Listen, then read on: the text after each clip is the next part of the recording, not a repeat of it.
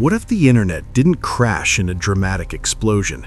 What if it just stopped answering? This is what would happen if the internet went dark for 30 days. We like to think the internet is just entertainment, videos, messages, memes. But in reality, it's the nervous system of modern civilization. So when it disappears, civilization doesn't collapse overnight. It unravels. The internet doesn't die all at once. It fades. First, the apps stop refreshing. Then the smart homes become dumb. Your front door won't unlock. Your thermostat is frozen. By day 3, the cashless society is in ruins. People stand at ATMs that show balances but give them nothing. Your money exists, just not where you can reach it. Most people don't realize this. Grocery stores only have about 72 hours of food.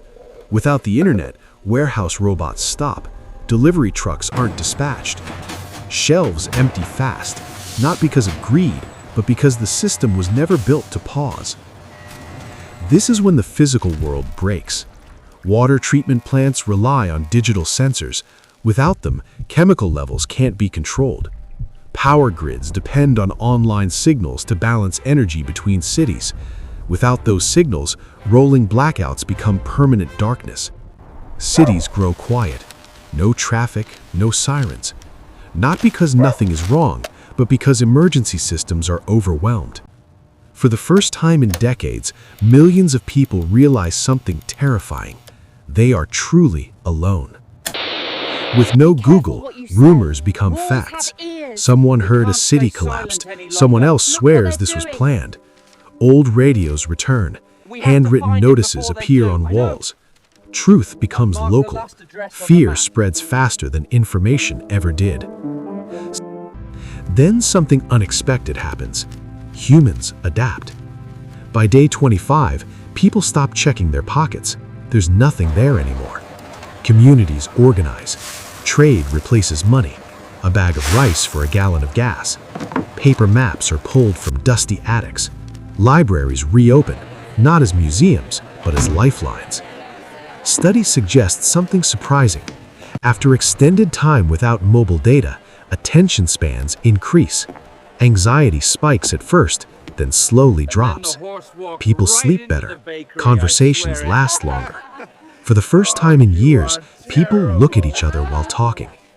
We aren't just surviving.